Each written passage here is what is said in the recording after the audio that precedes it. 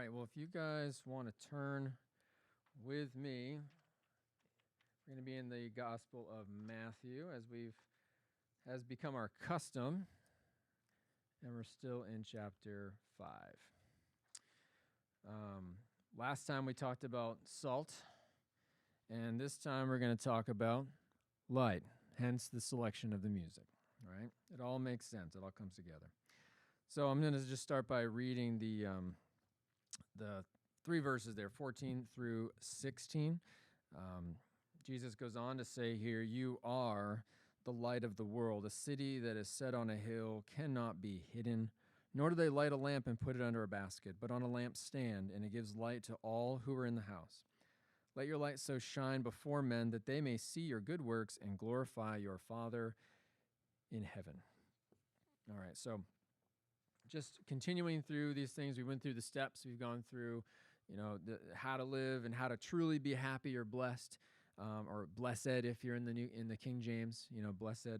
But truly blessed are these people that are poor in spirit, who mourn, who are meek, who hunger and thirst for righteousness, and mercy, purity in heart, all those things we talked about, and even the persecution. And then he goes on to talk about these things like being salt, and we discussed that last week. And today, I want to talk about light. It's actually interesting how much we take for granted light. I imagine Paul the Apostle probably took it less for granted after he was struck by light so that he could see nothing. It's interesting to have light attack you so much, in a sense, and bring you down, and then you see nothing, darkness at that point. So he was blinded by light, and light can do that. A flash bulb can go off and you're seeing stars. So light is actually an interesting and vital part of our life, and we a lot of times don't think about it. So I want to point out a couple of things, science, geek-based type stuff here, just so we can be on the same page. So light, what it actually does, it reveals things to us, right? It sheds light on something. It exposes. These are camera terms because they all have to do with light. Light comes in and allows things to, be filmed and documented and seen, and our eyes work the same way. Camera lenses were designed after what God designed in our face, so that's just how it works. The lens brings it in and captures that through the light. We get clarity and color. Those types of things are all based on how light, it bounces off, absorbs, refracts, reflects. All those different things go into play. There's this website. I don't really know how credible it is, but it looked official, zmescience.com. And I don't really recommend their website other than I liked what they said. So I'm just quoting this here. It says, "Things do not have color by themselves. Only when light or energy hits them, we can see colors. This is precisely why your surroundings appear grayish or downright black when you're in the dark." So things are gray, things are gloomy, things are dim when you're in darkness. And so Jesus is telling us to be light. We want to bring light. I think that back door never got unlocked officially. No problem. We have an alternate entrance over here.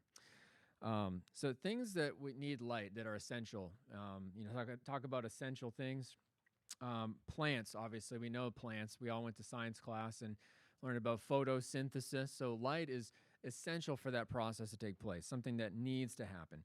Humans, we actually require light. If we are in the dark for extended periods of time, even in the winter, we can get things called cabin fever. We can feel depressed. We actually absorb light in ultravioletly, and in moderation, it's not a bad thing. It actually helps us create vitamin D in our bodies. Like, we have to have light. We're required to have that for a healthy body. So again, humans are necessary. Even light is a form of energy, as it talked about in that definition, that we're able to now harness it to power things. Solar power is something that we can use. And then, of course, heat. The closer we are to the sun in certain seasons, the hotter it is, but that heat is what allows us to have life. So the light of the sun and the position of the earth and how God hung that all into balance, all of that stuff, when it pertains to light and what the light means, that it means that we have the sun, is completely vital to us even existing. And it's interesting to think about from a scientific perspective how precise and calculated everything is, and yet it had to happen by chance. Just going to throw that out there. Interesting thing to think about, but clearly it had to have been created and calculated and invented for a purpose. So light is one of those things, and Jesus is using light here to give us a message. He's trying to draw a picture for us, the audience at that time, and then us as well through Matthew, who has recorded it for us so we can understand what Jesus was saying. We are very appreciative of the Holy Spirit having him do that. But it really talks about our mission and purpose here in this life. As we're alive and as we have an opportunity as Christians to be in the world, Jesus said we are the light of the world. We are the light. So we actually possess that light, and we would possess that through the Holy Spirit. As we believe, as we receive, as he indwells in us, we've now become the light. It's a reflection of Jesus. It's a reflection of God, but it's a part of us. We're born into that. Now we are the children of the light. We omit that or emit that to the world. Interesting to think about. Now, Jesus himself spoke of himself as the light. Just so as we're Christians walking after Christ, following after Christ, he said in John 8:12, I'm very familiar with the passage. There's a song about it. It's really good. Then Jesus spoke to them again, saying, I am the light of the world. He who follows me shall not walk in darkness, but have the light of life. And in John 9:5, he said, as long as I'm in the world, I am the light of the world. But then as he left this earth, as he ascended into heaven, back to his proper domain for the time being, he said he'd return, but for now, he's setting us as the light. So we are reflecting the light of Christ in our lives. It's a part of us here. We always use the moon. The moon is very bright at night when the sun's on the other side and it's kind of hidden from view from this perspective on our spherical planet. We see the moon, it's reflecting the sun, and it's coming down. It can be very, very bright, especially at full moon. But it's not, the light isn't unto itself. It's not producing that light. It's just reflecting something else that's already there, that's shining brighter than anything that could even come close to. So it's just a reflection. So we're just reflectors. We're just mirrors, if you will. People look into us and they see Christ because we're reflecting him in the things that we do as we follow those steps, as we get closer to God, as we learn about him through his word, as we pray. All those things happen, and now we become this light. Some people talk about it like, we're sometimes the only Bible people ever read. So if they see us, they can understand God better just because of how we live differently than anybody else.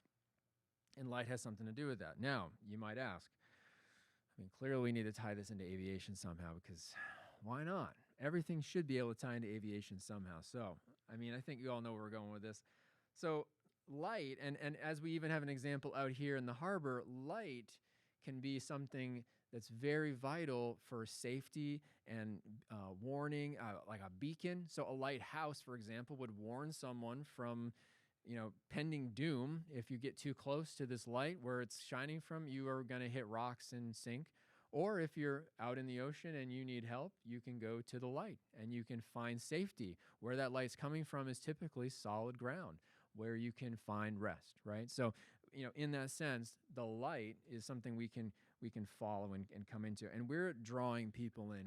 We're reflecting Christ, and they're seeing that, and they desire that. They see the difference, and they want to come after it. So those are the examples. And then, of course, at an airport, you have lights all over the place. There's, you look up in the sky at night, all you can see is blinking red lights from the bottom, right? You can see the lights.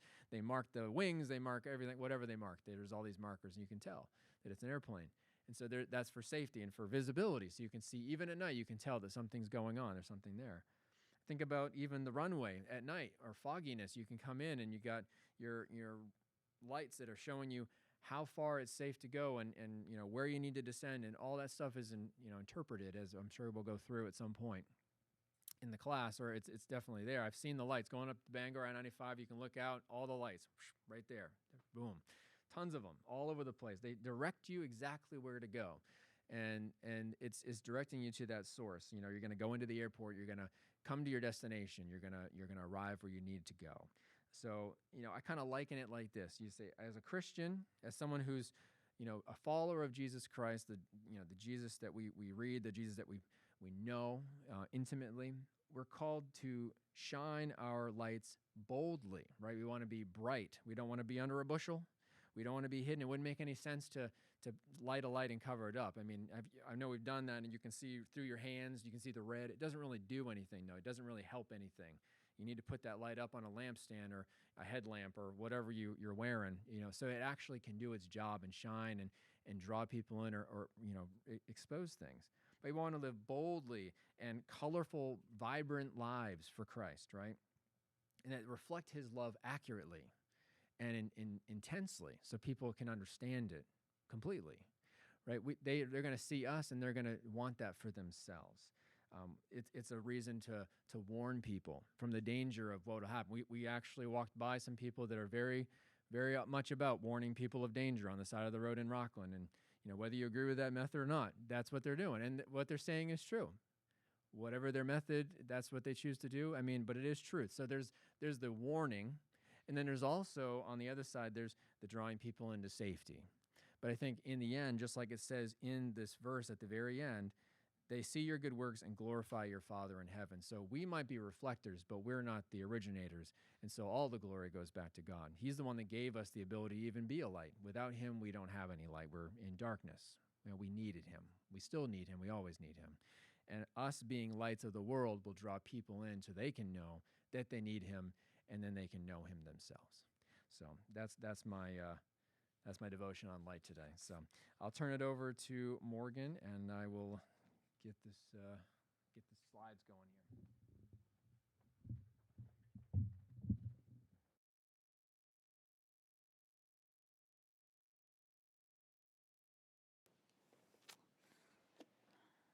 All right.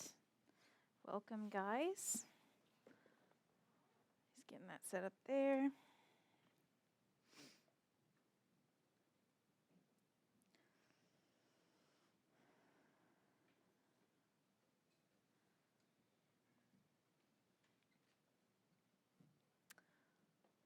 All right. I'm going to go ahead and pray for us, and then we'll get started into the lesson. Lord, thank you for this evening.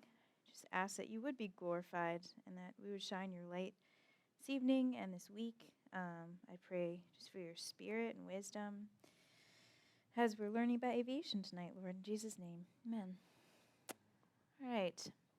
So last week, can anybody remember something of what we talked about? Anything? Even if just any subject that we touched on last week. Can anyone tell me? Yes. Air density. Very good. Yep. Anything else? Do you guys remember of what we talked about? Humidity. We talked about humidity, which affects air density. Very good. Yeah. All right. So last week we talked about density. We touched on density altitude, if you guys remember that term, which is affected by air density, which is affected by humidity. And two other things. Do you guys remember the two other things that affect density altitude? There's humidity and then two other things. One of them starts with a T. The other one starts with a P. Anybody? No? Yeah? Toilet paper. Oh my goodness. Yes. Temperature. And pressure. I set myself up for the TP joke though. I didn't even think about that. Okay, so temperature, pressure, the air pressure, and then the humidity are the three things that affect density altitude. And I know we talked a little bit about density altitude. We talked about how to calculate pressure altitude. Tonight we're going to watch a video of 3 different ways that you can calculate density altitude. And it's going to introduce you to these 3 ways. And then we're going to, I'm not really going to expand too much on after the video. But we're going to look at some of the charts that we can use that would use temperature and pressure specifically to then help us know what the performance of the airplane will be. So it kind of skips the step in the charts that we're going to be using. We're going to be kind of skipping the step of actually calculating density altitude, but I wanted to show you, give you a little introduction. So we'll watch the video. That'll give you an introduction of how to calculate density altitude just to get density altitude. But we're going to then move on to actually looking at it in the charts. So if you go ahead and play that video. Hey everyone, Jason Shepard here of M0A.com, and today I want to talk with you about some performance factors. First off, density altitude. Density altitude is Pressure altitude corrected for non-standard temperature, says the FAA. But what does that mean to you? To put it into plain English, I always explain density altitude as density altitude is where the airplane feels like it's at. Meaning that if density altitude is 2,000 feet at the surface, my aircraft rolling down the runway is going to feel, is going to perform as though it's already at 2,000 feet. This is, of course, for non-aspirated aircraft engines, meaning those that breathe without the assistance of a turbocharger. So if you don't have a turbocharger, or you're not a turbine aircraft, this applies to you. It's where the airplane feels like it's at. How does your aircraft do performance-wise at higher altitudes? Well, it doesn't perform better, does it? You may burn less fuel and those types of items, but as far as climb-out performance, we get a decrease in performance as we increase in altitude. Density altitude is where the airplane feels like it's at. High density altitude means poor performance. Now, there's three factors that really go into and affect density altitude. The first is high temperatures. The warmer the air, the less dense it will be. Now, don't get confused there. The air is less dense, but that adds to an increase in density altitude. Follow me with that? These three all here. High temps, high humidity, more water vapor equals less air mass. Those water molecules, that water vapor is just attaching itself to the oxygen molecules essentially. And thus, we have high humidity. More water vapor equals less air mass. And then lastly, high elevation. The higher the altitude, the less dense the air. We're just adding altitude to density altitude, right? The three factors, high temps, high humidity, high elevation, all add to an increase in density altitude. That'll be straight on a check ride. It'll be straight from the knowledge test. Understand that. Now, there's three ways that I'm going to show you here how to calculate density altitude. The first is how you probably did it on your knowledge test if you've taken one already. Let's look at this chart here, and this chart is straight from the Private Pilot Knowledge Test Supplement. Let's say they give you the temperature as 25 degrees Celsius. Then they give you the altimeter setting of 2980. First things first, as with any performance chart, we need to know our pressure altitude. So we'll take our altimeter setting of 2980, come over to our chart, find 2980, and we get 112 feet as our pressure altitude. Let's make it real easy. Let's say we're right at sea level as our elevation, because if not, you'd add your field elevation here. So 2980, 112 feet of pressure altitude. Then we get the temperature here is 25 degrees Celsius. So I come on over down here. Remember, we have Celsius here. I have Fahrenheit here. Don't get confused. We come across. I'm looking for 25. So here's 21. Here's 27. Here's halfway in between. So we're leaning slightly this way. I'm coming up. And I told you, like I said, we're just going to sea level, essentially. We'll come up, and we'll follow this all the way until we hit sea level, and then we'll continue on across. And where does that put us? Again, it's tough to get real accurate. I don't know, roughly 1,300 feet or so, 1,200, 1,300, 1,400 feet, somewhere in that ballpark here is where that actually places us. Now, the other way we can calculate this is using the formula. And this is how I really do it in the real world. Let me break it down here for you. Density altitude equals our pressure altitude plus this formula, 120 multiplied by the difference between our outside air temperature, OAT, subtracted from standard temperature, 15 degrees Celsius. So let's do the math here. We learned on the previous slide our pressure altitude was 112. Plus the answer to our formula here. Our outside air temperature was 25, right? Our standard temperature is 15. That there puts us at 10. 120 multiplied by 10 gives us 1,200. I complete the addition to get my density altitude of 1,312 in this case. Not bad, considering we came from the other chart and said, well, it could be 1,200, 1,300, 1,400. We got close, right? Now we can get more exact. Let me show it to you another way and go to our giant E6B here. And again, you thought the way we did it for the knowledge test wasn't exact. Wait till you see this. So maybe you haven't seen this on the E6B, but we have density altitude, which will be shown here in this window, followed by our air temperature here. And talk about, geez, look how big this scale is. We go from 0 to plus 50, and this is degrees Celsius in this little window here. And then pressure altitude is shown in thousands of feet. So this little inch right here shows 5,000 feet of pressure altitude. So what we're to do here is to take our air temperature, in this case a positive 25 degrees, so there's 20, there's 25, and place it over our pressure altitude in thousands of feet, which is just barely on the other side of 0 here. So we'll come and we go, we look 20, there's 25, I come down here, just barely to the other side of 0, and I look and I read my density altitude here also in thousands of feet. I'm just barely on the other side of 1,000. Could it be 1,200? Could it be 13? Could it be 14? You just got to hold it just right in that spot. Or we look at our formula and get 1,312. Is it so important to be perfect? Well, for the sake of the knowledge test, yes. But in the real world, would this suffice? Would the chart suffice? Is there really going to be a huge difference on your go or no-go decision? You say, man, if it was just 1,300 feet, I wouldn't go. But because it's 1,200, I'm going anyways.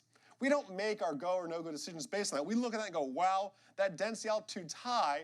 I probably shouldn't go flying. I should leave a person behind, leave some bags behind, and make those sort of adjustments.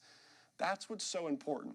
Understanding the performance characteristics of your aircraft, knowing the 3 factors that increase density altitude, knowing what you can do about it, and knowing how to calculate it.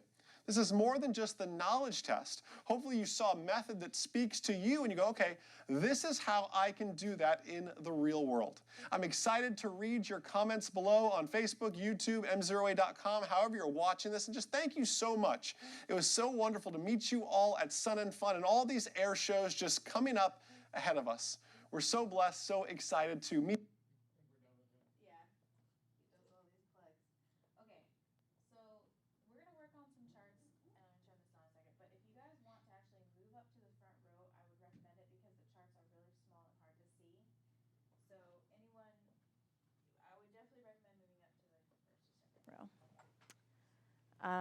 Hopefully then everyone can see. Okay, so that he introduced 3 ways to calculate density altitude. And I know it was kind of hard to see on the video. These get posted, by the way, on YouTube, so you could go rewatch the videos if you want to do that. Or you can ask me after, and I'll give you the link. So now let's get into some charts. We're going to work on actually working through some charts of the Cherokee Warrior. And this book right here is the information manual, the airplane information manual, and it gives us, in section 5 is the performance section, and I'll show you.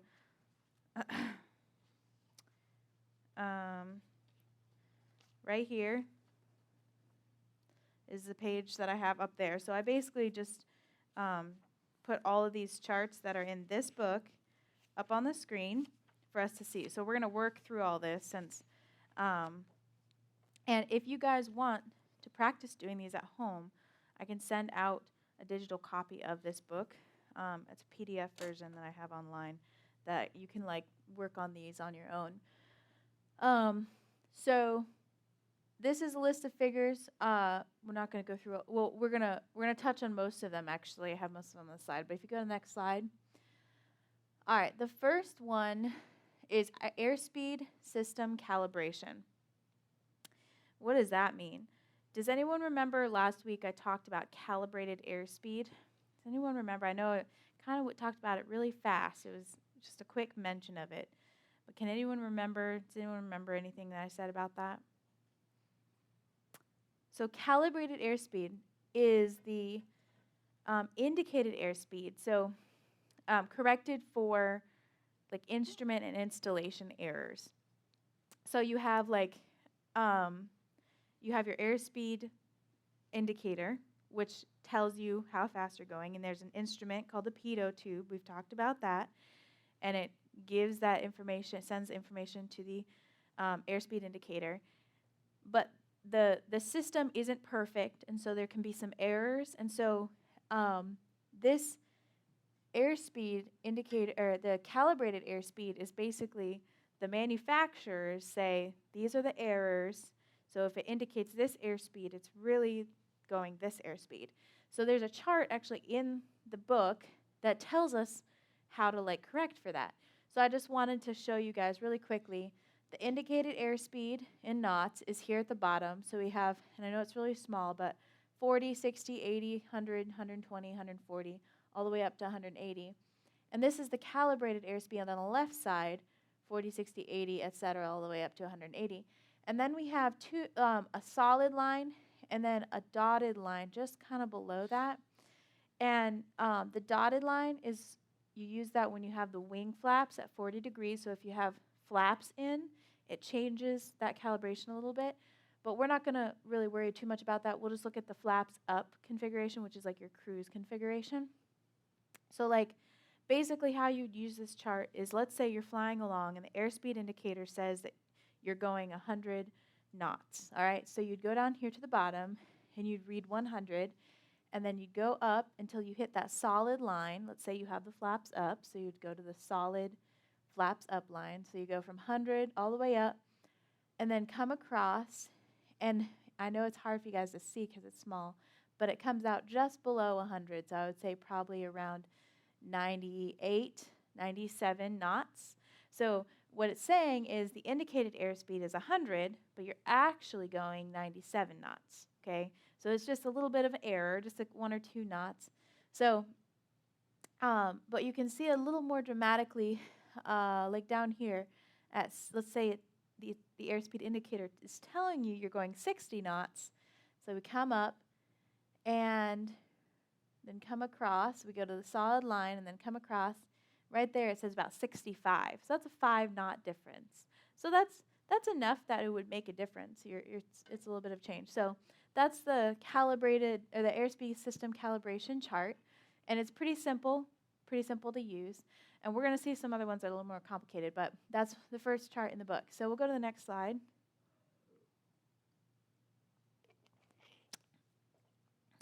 All right, now this is the stall speed chart. And basically, stall speed changes based on your gross weight. And also, one of the main things, so it also changes based on angle of bank. Remember, when you're in a steeper bank, you're going to have more load factor, more G's. You're going to be pulling more G's, okay? And so the stall speed will change. The stall speed will also change if you have flaps in, depending upon how many flaps that you have in. So let's just look at this example that we have here. The good thing, some of these charts are a little complicated. I'm just going to tell you that right off the bat. So we'll work through quite a few of them, and hopefully you guys kind of get the hang of it. But the good thing is they usually put like an example in there, so you can like just cheat and like see how to use the chart by looking at the example, and then you can plug your own numbers in. So we're going to actually use the example tonight just to see how it works. So the example right here, gross weight of 2,170 pounds. The angle of bank is 20 degrees. The flap position is 40 degrees. The stall speed is indicated and 44 knots. All right, so, well, it gives us the final answer, and we'll see that in a minute. So let's start here. So right here we have the gross weight, okay? And there's two you've got the indicated stall speed and the calibrated stall speed. So this one we're going to be using the indicated stall speed, all right?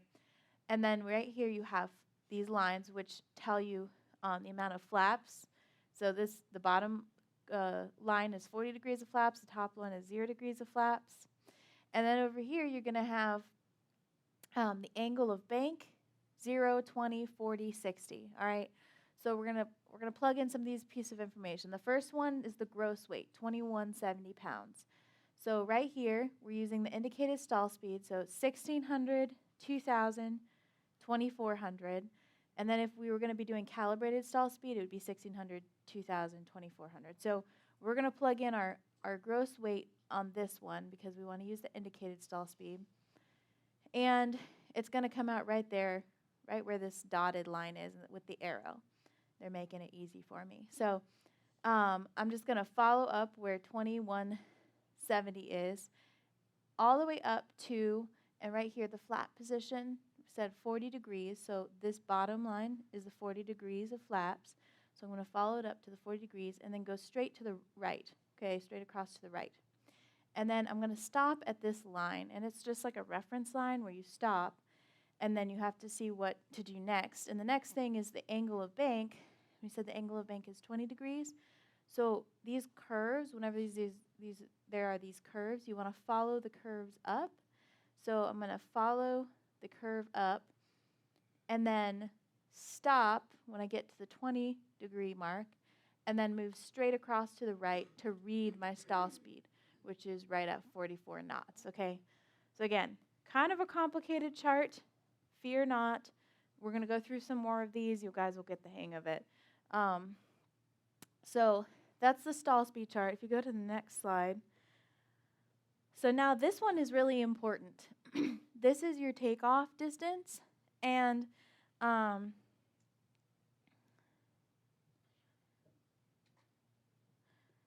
so there's two takeoff distance charts.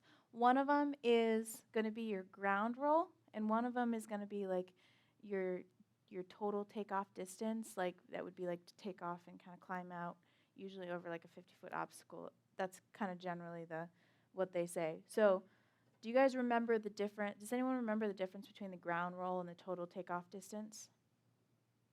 I know I talked about this a few weeks ago, so I'm like,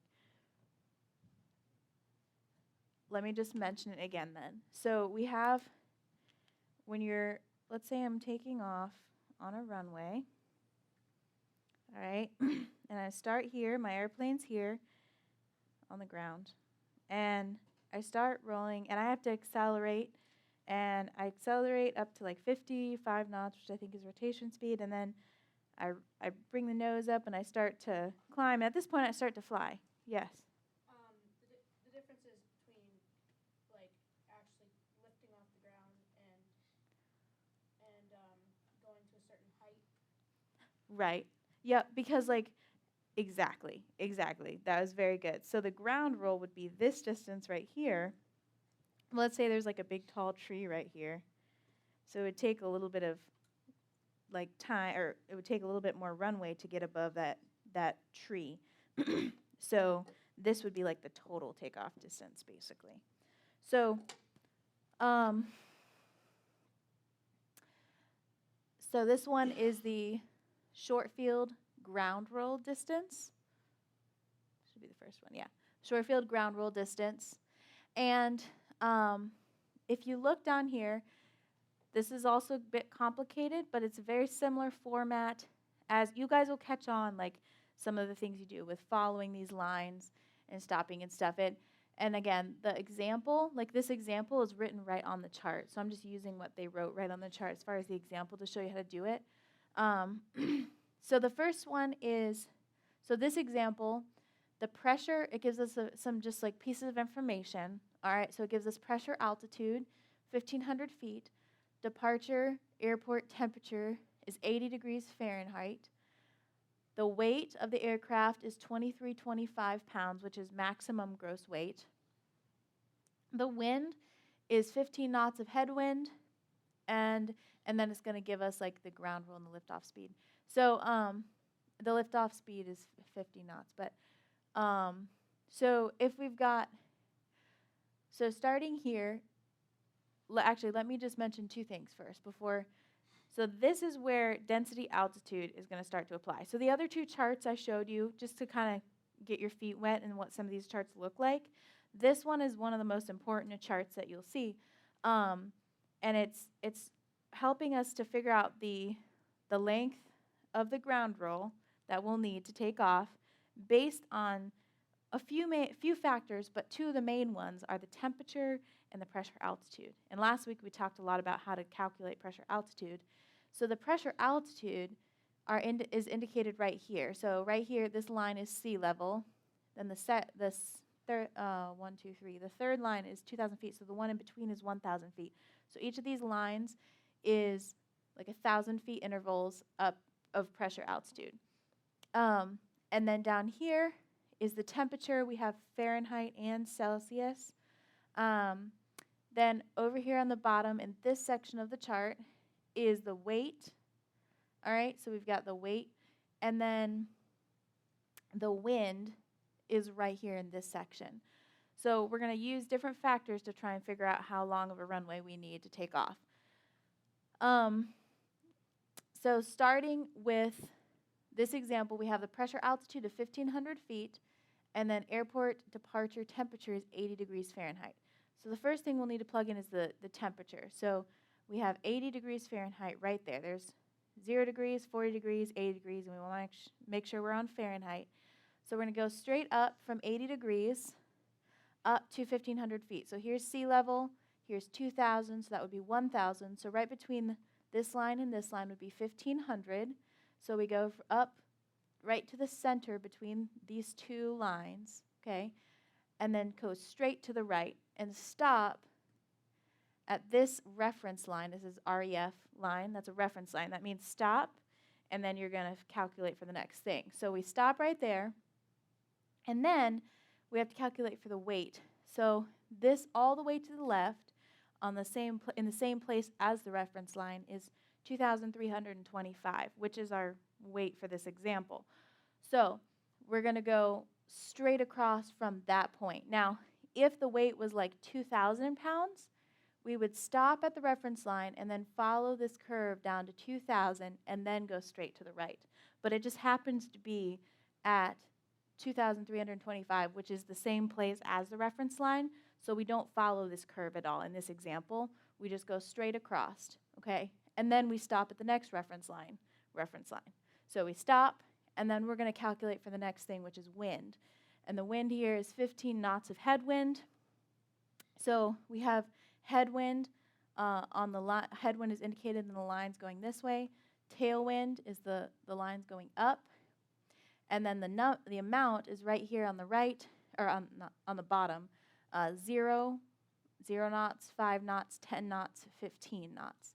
So we came across, we stopped at the reference line, and now we're going to follow the headwind lines because it's headwind. We follow that down to 15 knots and then come straight across, and then wherever we pop out is going to be, that's our takeoff ground roll. So in this case, it's 1,000, 1,100, 1,200, so 1,150 is our ground roll, okay? There's a lot going on there. Like I said, this is a bit of a complicated chart to understand. I'm going to go through a few more.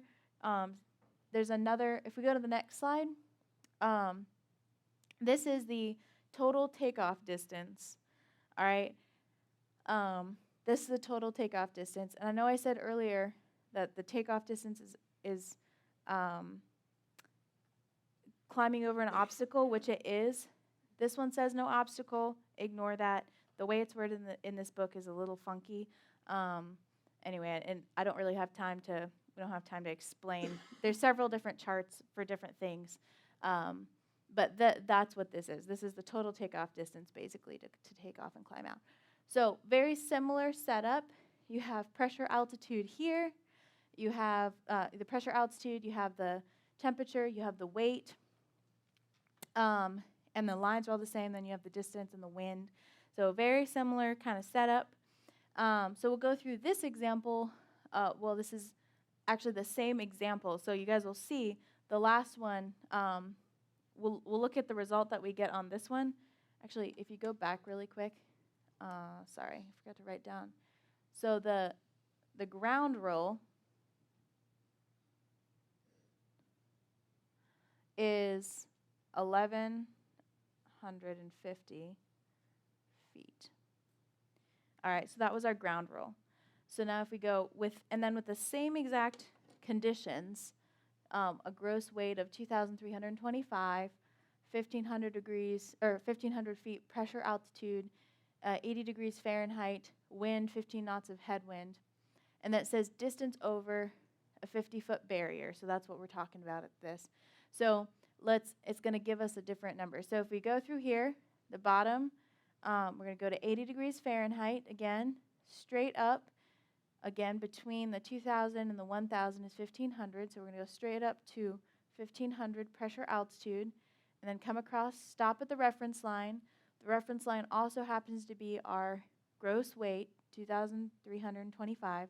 So we don't really have to do anything. We just go straight across from there and then stop at the next reference line. And now we're going to figure out our headwind. Remember, 15 knots of headwind. So we're going to follow these lines, like parallel it down, and then stop at the 15 knots, and then come straight across to the right. And it's going to give us about 2,100 feet. Now, so the takeoff distance is 2,100 feet, which is almost 1,000 feet more than the ground roll distance. So that's a pretty significant change. It's almost double the amount of distance from here to here. This is actually a fairly accurate drawing, even though I didn't really realize that. So this would be like 1,150, and this is 2,100 feet to take off and climb over a 50-foot obstacle. And it says that right here, distance over 50-foot barrier. So, okay, does anyone have any questions so far? I know this is like a lot, but we're gonna go through a few other charts that are similar so you guys can just see them worked out a little bit. And then the last chart, I'll work out the example, but then I'll let you guys give me an example or like some conditions that we can go through. So let's go. Okay, so that would be our takeoff distance. Remember, calculating our takeoff and landing distance it's a regulatory thing. We have to do that before we go and fly. We have to make sure that we're going to have enough takeoff and landing distance on the runway we're going to fly. Let's say we were going to fly out of a runway that was only, 1,800 feet long. All right, we're going to take off and land there. Would it be a good idea to take off and land there in this airplane in these conditions that we just worked out? If the runway is only 1,800 feet. How do you know how long the runway is? That's a good question. How do we know how long the runway is? So it's published on the aeronautical charts and things that we can look it up for different airports, how long the runway is. That's a good question. But, yeah, so it would be not a good idea because if we're coming into land, or the total takeoff distance, if we were going to take off, and let's say there's trees on one side, we wouldn't have enough runway to take off over like a tree or something. So, all right, let's go to the next slide. The only thing we can control is our weight. Right? We can try to shorten our required distance by lightening the plane. You could Yeah, it depends, right? You could lighten the airplane. You could wait till it's cooler because it's 80 degrees Fahrenheit, so you could wait till it cools off or fly earlier in the morning. Yeah, those would be the main things that you could change. Wait, yeah, fly to a different airport. That'd be a really short runway. I would not want to land on an 1,800-foot runway. Okay, so now I'm just going to introduce you guys briefly to some of these charts just to show you again how the charts work and what's available to us. So this is an engine performance chart, and this tells us, this helps us to know what performance we're going to get, what RPM setting we should use when we're cruising to get a certain kind of performance. So this one is for best power. Now, there's best power and best economy. And best power, it uses more fuel if you use best power settings, basically. you're using higher power settings, which use up more fuel, but it gets you to your destination faster. But if you use a best economy setting, you use less fuel, but you go slower, so it takes you longer time to get to your destination. So depending upon what you want to do, if you want to get somewhere fast, you're going to have to use more fuel. But if you want to use as little fuel as possible and save money, it's going to take you more time to get to your destination. So there's kind of best, when you see best power or best economy, that's what it's talking about. It's, do you want to get there fast or do you want to use the least amount of fuel? So this one is best power, which means you're going to use more fuel, but it's going to get you there faster. So this tells us, again, it's based on pressure, altitude, and outside air temperature. In other words, the density altitude affects this performance. So in this example, we have the pressure altitude is 5,000 feet, and the outside air temperature is 60 degrees Fahrenheit. So if I go to 60 degrees Fahrenheit, there's 20, 40, 60, 80. So I'm going to go 60, go straight up. And here we have 4,000 feet pressure altitude, 5,000 feet, 6,000 feet. So I'd go up from 60 degrees up to 5,000 feet. And then just come straight across. And then these are power settings. So like depending upon how much power you want to use in cruise. So 75% power is what kind of common to use. But we'll come across, in this case, it's 75% power. And that's just a choice whether you would want to use 55%, 65%, or 75%. Like, it's just less or more power. So 75% power is the example that we're using here. And you stop at that 75% line. You come straight down. And it's telling us that this is the RPM, this is the basically RPM that we're going to need to use to get 75% power. So like, again, this is one of those things that you would use for like planning, and it'll make more sense once we get into like flight planning and that sort of thing. These charts all will start coming together. But that tells us like when I'm actually flying along in these conditions, if I want 75% power, I'm going to have to use an RPM setting of 2645-ish. So that gives us an idea of what power setting we would use if we wanted to get 75% power. So again, I just kind of wanted to show you guys some of these charts so you know what's in there and some of the things that you can calculate for. So if we go to the next one, this is climb performance. So this is going to tell us basically how fast we're going to climb depending upon the density altitude. So density altitude affects our rate of climb, how quickly we can get from the ground up to, whatever altitude we're going to be flying at. And so I'll just show you right here again. We have temperature, pressure, altitude. In this example, it's the 5,000 feet, 60 degrees Fahrenheit. So again, 20, 40, 60, we'll go from 60 up to 5,000 feet. This line right here, we'll stop there, go straight across to this line, and then it just comes straight down to approximately 420 feet. So that's telling us at a pressure altitude of 5,000 feet and an outside air temperature of 60 degrees Fahrenheit, we're going to climb at 420 feet, which is pretty decent. That's on a hot summer day in Florida, sometimes it's like 200 feet.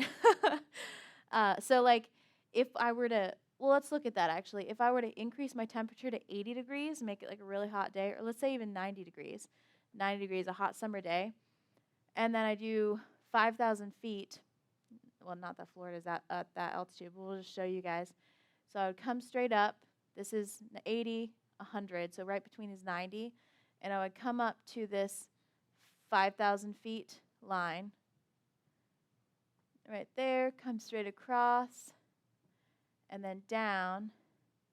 I would be climbing around 320 feet per minute, 320, so about 100 feet per minute less, which means I'm going to just be climbing out like much shallower. It's going to take me a longer time to get up to, it's going to take me a longer amount of time to get up to my altitude. So just showing you guys the temperature increase makes your performance worse, your climb out.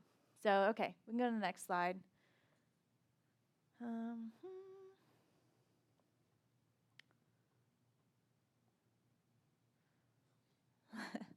All right, this one's a little bit complicated, and I'm not going to get too deeply into it. I'll just show you one example. This chart tells us fuel time and distance to climb. All right, so this would be helpful when if I'm planning a trip, from here or from Bangor to Portland to, two bigger airports, and it'll be a little bit of a trip. It's going to take me time to climb up to my altitude, and then I would cruise at a certain altitude, and then I would have to descend, right? So, like, if you just picture, I'm going to erase this, show you guys real quick. So if you just picture, like, let's say we're doing a cross-country flight, and, here's airport number 1, and then airport number 2. So there's a few phases of flight, and let's say I want to cruise up at like 7,000 feet. We'll make it 7,500. And so I want to cruise from here to here, but like I don't start at 7,500 feet, right? I start on the ground. So I have to take off and then climb up, and then I'll cruise for a while, and then sometime before I get to my destination, I'm going to descend. So that makes sense, right? So this is kind of what it looks like to fly from one point to another. So there's different phases of flight. You have climb, you have your cruise portion, you have your descent. So this is helping when you're planning a flight. You're going to plan, like, how much fuel am I going to use, on this flight. So at 7,500 feet, and we'll get into that, like, how much fuel am I going to use. But the first part, you have to know, like, well, how much fuel are you going to use when you're climbing up from this altitude to this altitude? So this chart helps us figure that out. It also helps us figure out 3 things about that. It helps us figure out how much fuel we're going to burn, the time it's going to take to climb up to a certain altitude, and the distance it will take. So, like, if I were, let's say, this is the ground. I don't know if you guys can see this. So this is the ground. And let's say I chose instead to cruise at like 3,000 feet for some reason. So the distance it would take me to climb up to 3,000, let's say would be like, I don't know, I'm just throwing out a random number, 5 miles. But then the distance to climb up to 7,500 would be like 10 miles roughly. So like you can see how it actually takes some distance to climb. And those are just random numbers. But we'll see actually an example here. Oops. So that's what we're figuring out with this chart is like how far will it be? So then it can figure out, okay, once you're actually flight planning between here and here, let's say it's like, 50 miles between airport A and airport B. So if this takes 10 miles and the descent, let's just say, takes 10 miles, then I know that the cruising between there at 7,500 feet is going to be 50 miles minus 10, which would be 30. Yep, so it's 30 miles. So I'm actually only flying 30 miles at 7,500 feet. And you might think this is like super tight, but like this stuff is important because if you have the information to try and calculate, some airplanes don't give you charts to calculate it this in depth, but this one does. So might as well use it to try and be as precise as we can when we're calculating how much fuel we're going to burn and how quickly we'll get from one destination, from one place to another. So, yeah, some airplanes don't have charts this precise, but this one does, so we can learn how to use them. All right, so basically with this chart, the example here gives us the departure airport and then the departure airport pressure altitude, the departure airport temperature, and then the cruise pressure altitude and the cruise temperature. So the reason, and I'll get into that in a minute. So let's just start with the departure airport pressure altitude and the departure airport temperature. So the pressure altitude is 1,500 feet, and the departure airport temperature is 80 degrees Fahrenheit. So if we look here, this is the airport one, okay? Departure airport is this small one right here. There's a lot of lines going on because it's calculating fuel, time, and distance. Let's just do distance for the sake of our example, and we'll actually figure out the numbers on this. So if we go here, we have 40, 60, 80, 100 degrees Fahrenheit. So here's the 80 degrees Fahrenheit. Again, Celsius is on the bottom if you had that instead. So 80 degrees is on the top. So we'll go straight up from there up to, and again, these are the pressure altitudes. You notice these ones are a little curved. I don't exactly know why. It's just the way they made the chart. That's how it is. So the pressure altitude is 1,500 feet. Here's sea level at the bottom right here. And then 1,000 and then 2,000. So right between the 1,000 and 2,000 would be where we need to go. So we go up from 80 degrees up to the 1,500 and stop there and then go straight across to the right to the distance, okay, to that curve right here, which is way down here. And it's hard to see because there's a lot of lines and arrows and stuff going on. So we just go straight down from there. And it brings us out right, let's see, at, the 0, 10, that's about 5 right there. So I think it's saying 3.5 is what they say. So the distance is about 3.5 miles. Actually, I don't want to erase that. I will erase this, though. I don't want to erase that. So I'm going to write this down and then explain to you why they give us, why we have to do 2.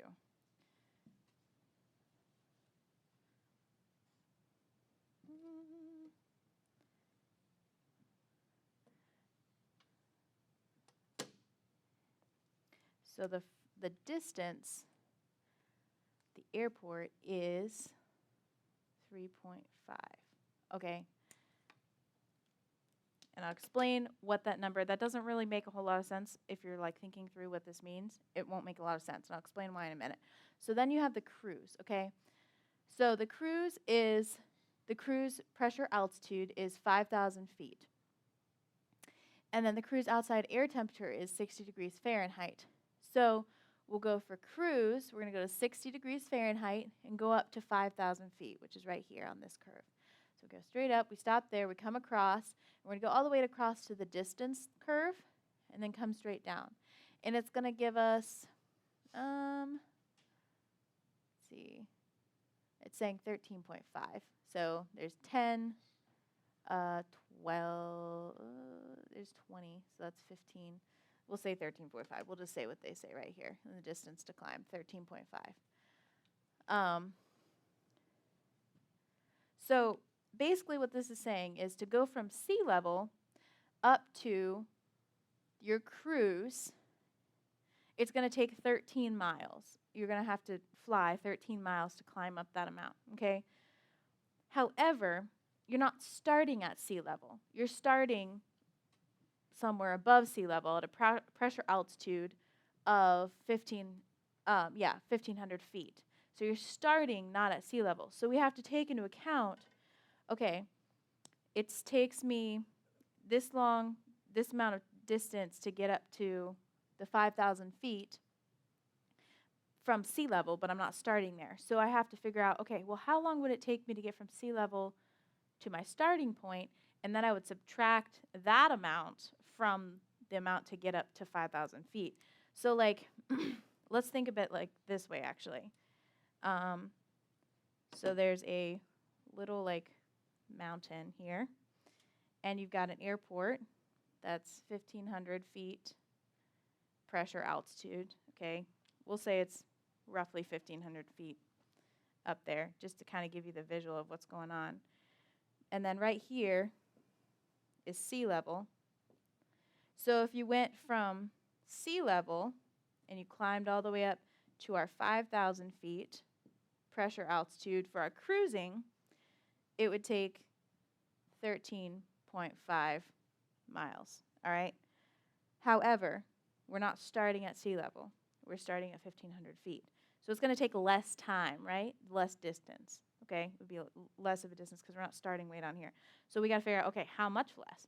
So we figured it out by just going through our airport, using the airport temperature and pressure altitude, and then figuring out the distance that it would take to go from sea level to there, to the airport, and then we could subtract that off. So that distance was 3.5. So if we just subtract 3.5 from 13.5, we get 10, which actually coincided with my original number. That was an accident. I don't get any credit for that. So our climb distance is going to be 10 miles. So if we had, and then, yeah, so it would be like I was talking about before, same thing. So that climb distance is 10 miles. Do you guys have any questions on that? It's a lot. The time distance is basically you're just figuring out the two different ones from the cruise and then the airport. So, all right, let's go to the next slide. I think I have beat that dead horse. Anyway, so power cruise performance. Let's talk about, yeah, okay. I'm just going to briefly touch on this one. So remember, best power or best economy. Can somebody tell me the difference between those two? Faster and slower, and something else that affects it. Yep, more fuel and less fuel. Yep. Yeah, so best power would be?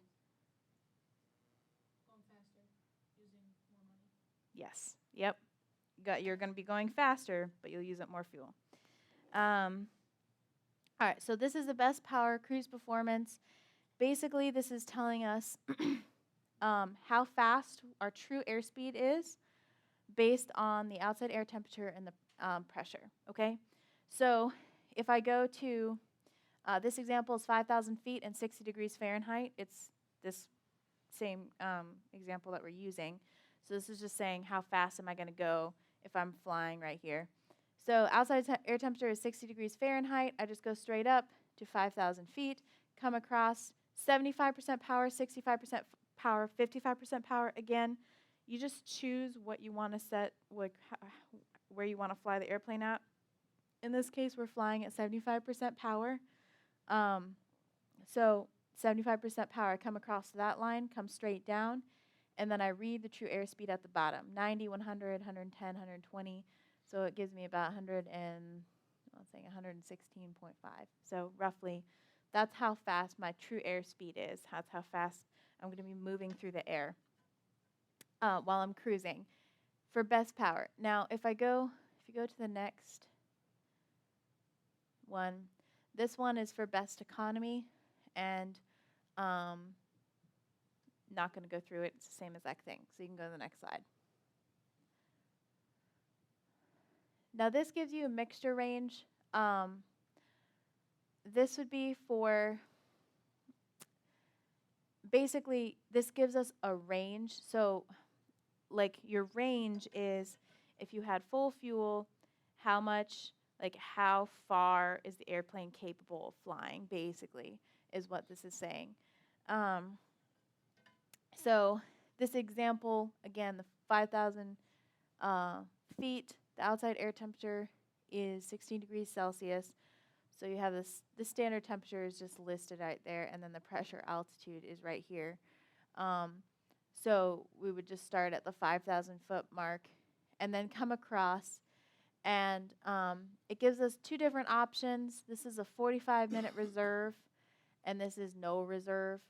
So reserve, I don't know if I've mentioned this yet here in this class, but we have regulations about how much, about planning for fuel. So if we want to plan a VFR flight, we have to plan and have at least 30 minutes of fuel on board extra, more than that we actually need for the flight, to legally fly.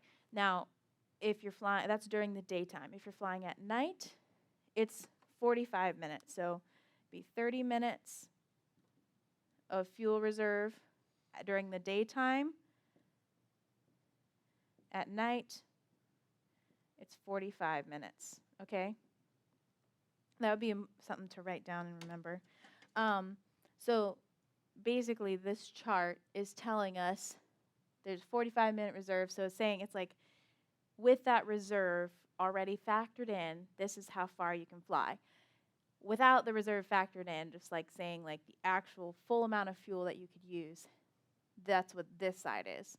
So that's why it's split in that. Now we're going to use the total amount. It's just going to tell us how far the airplane is capable of flying with full tanks. So pressure altitude of 5,000 feet. We come across at 75% power, and then we come straight down to 535-ish. So, yeah, what does it say? 533. So it's giving us 533 nautical miles. So it's saying the airplane's capable of flying 533 nautical miles at 5,000 feet pressure altitude. So again, just gives us an idea of like the airplane's performance capabilities. Any questions on that? All right, go to the next slide. Just to clarify, your reserve is not a reserve tank like a motorcycle might have. It's actually just you're allowing for extra fuel that you're not counting on for your trip. That is correct. Yep.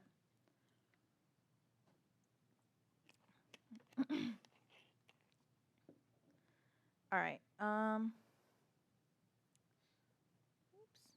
Okay, the last, let's see, where am I at here? So we just looked at the best power mixture range. This is the same chart. It's just for best economy, so I'm not going to go through it.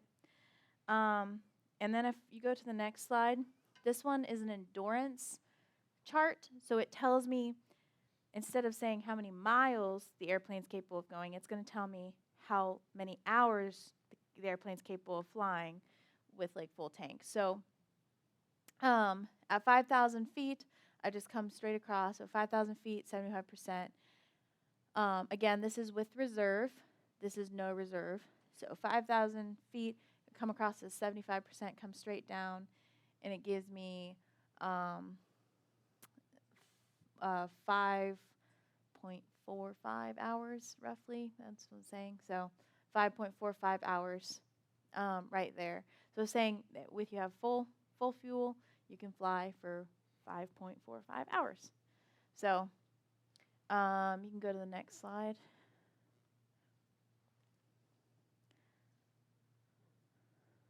All right. Just a couple more, and then we'll be done here. So this is fuel time and distance to descend. This is very similar to, do you guys, does this look a little bit familiar, similar to another chart that we looked at earlier? There you go. Yep. So this is very similar to our climb chart that told us how the distance and the fuel and all that to climb up to our altitude. Now we're going to calculate the distance to descend. All right. So if you start here, again, we're going to do the same thing and calculate the distance from the cruising all the way down to like sea level, basically. But our airport isn't necessarily at sea level. In this case, it's at a pressure altitude of 2,500 feet. All right, so we have to take that into account. So we're going to have to calculate from our cruising altitude all the way down to sea level, and then from our airport down to sea level, and then subtract the one from the other. So starting with the, well, it starts with the destination pressure altitude and the destination airport temperature. So we'll just do it in that order. So the pressure altitude at the destination is 2,500. The temperature is 75 degrees Fahrenheit. So if we go to, that doesn't really look like it matches up, but we'll roll with it. Anyway, approximately right there. It's not right, totally correct on the chart. So 75 degrees Fahrenheit. And then you come up to 2,500, which is right here is sea level, this flat line right there, 1,000, 2,000, 3,000, 4,000. So 2,500 would right be between 2,000 and 3,000. 2,500 right here. We come across to the distance. We're just going to calculate the distance. Again, we could calculate time and fuel as well, same exact process, but we don't need to go through all three tonight. So over to distance, stop there, we come straight down, and it gives us, let's see, 7.5, we'll say. That's what they're saying there. So I'll do this one in red. So the 7.5 is this distance right there from sea level to the destination airport. And then you have, now we'll calculate the distance from the, to climb up from, or to descend from 5,000 to sea level. So again, cruise pressure altitude 5,000 feet. Cruise outside air temperature is 60 degrees Fahrenheit. So 60 degrees, come up to 4,000, 5,000, 6,000, 60 degrees all the way up to 5,000, come across all the way to the distance and straight down, and gives us about 14 miles. So we have 14. So this is 14. And this is 7.5. So 14 minus 7.5, I think that's 6.5. Does that sound right? So it's going to be the actual distance, yeah, right there, 6.5. So the distance to actually descend, that's going to take from here down to the airport, is 6.5 nautical miles. And, yeah, right there. So, again, we could calculate the amount of fuel that we'll burn the same exact way and the amount of time it will take to descend down. But we won't go through all those three. So that gives us our descent. If you guys notice, it kind of, the charts are in order. Like the way they're on the slides is in the order of the book. So like it gives you like takeoff and then climb information and then cruise information and then descent information. So if you go to the next chart, this is an important chart, and it's also kind of a descent chart, but it's a different kind of descent chart. This is your glide performance chart. And this is going to tell us if for some reason you didn't have any engine power and the engine wasn't working. This tells us how far, because the airplane isn't just going to like drop straight out of the sky. It's moving forward. There's momentum, and it's moving forward through the air. So it's going to glide for a certain amount of distance. So if you're up at an altitude and you, for some reason, your engine stops working, you have time to glide to somewhere to land. And this glide performance chart gives us an idea of how far we have to glide at the altitude. So if you're just like really, really close to the ground, you're not going to have very far to glide, right? But if you're like super high up in the air, you'll have a farther distance to actually glide over the ground.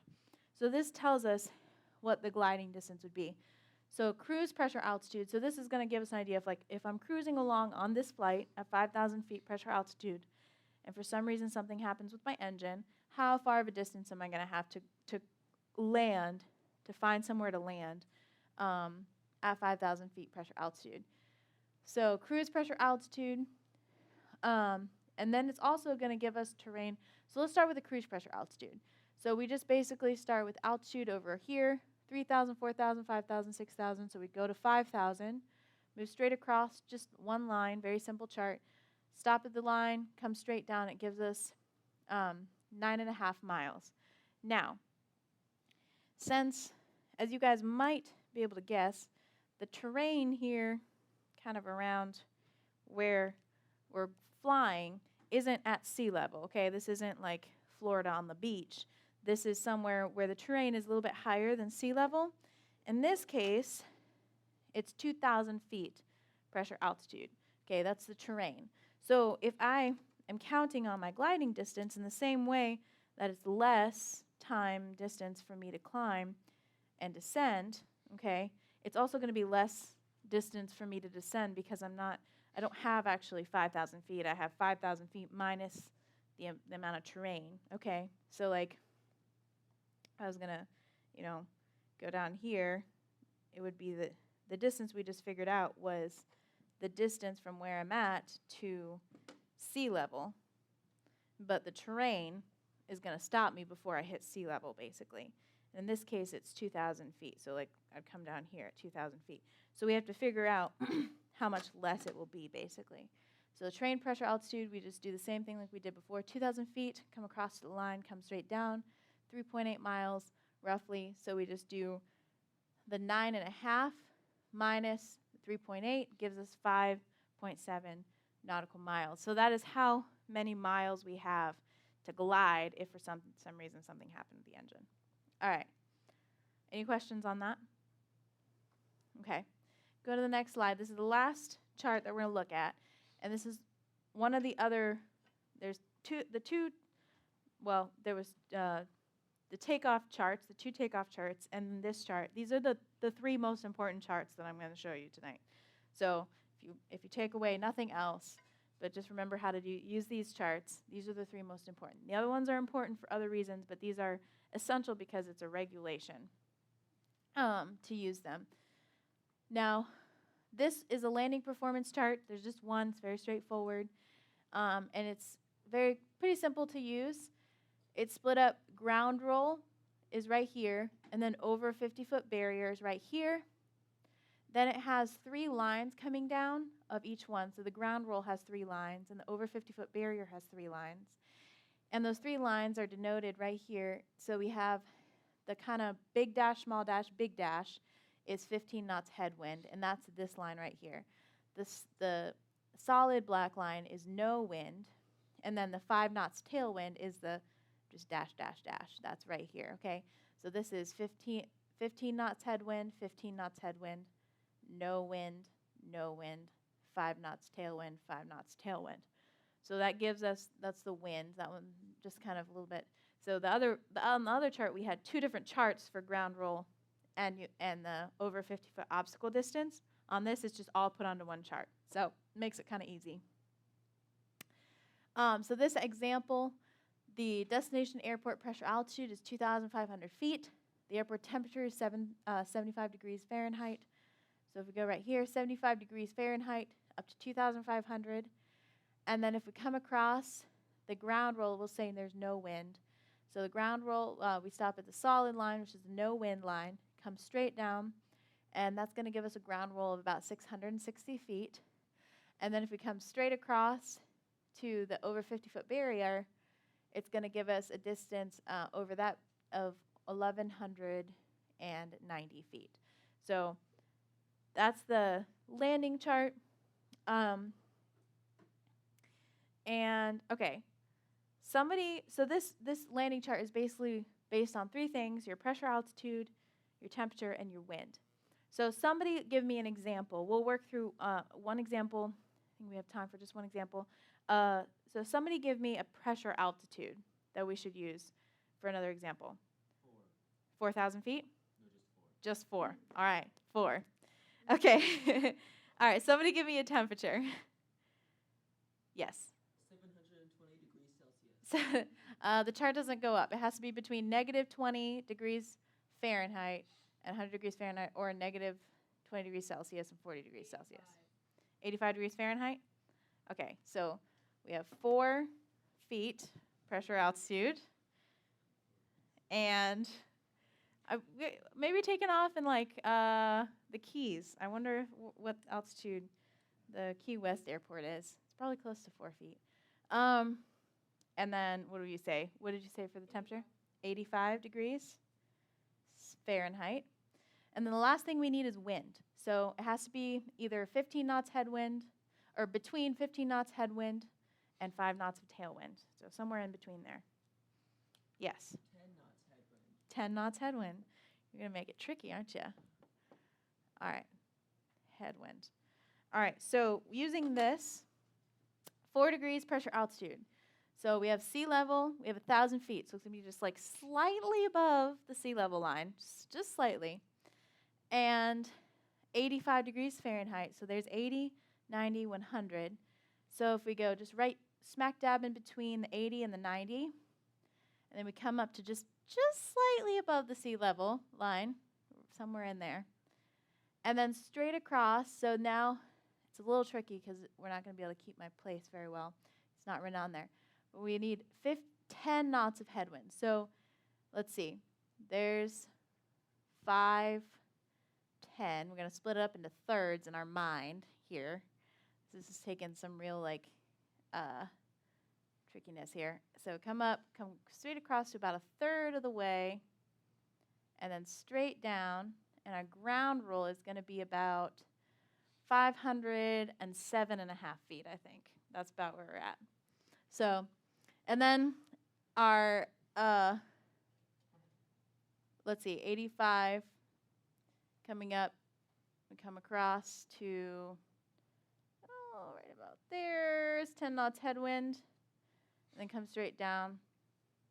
And that gives us 970 feet-ish, I would say, roughly. And it's hard to get super precise. If you have the paper, like if you have a paper copy like this book, you could actually get a ruler and do it a little more precisely with a pencil. You don't want to write in pen. Or you can get like a plastic sheet to lay over it and then use like a dry erase marker. That's one way to do it. You can get a little more precise. It's kind of with like a ruler. It's a little bit harder when you're just doing it free-handed. But does anybody have any questions on any of these charts?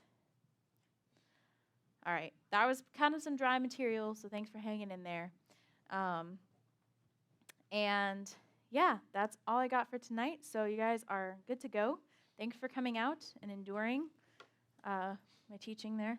So there's snacks in the back. I have a question for you, Morgan. Have you ever Yes. personally experienced the need to glide? No. You're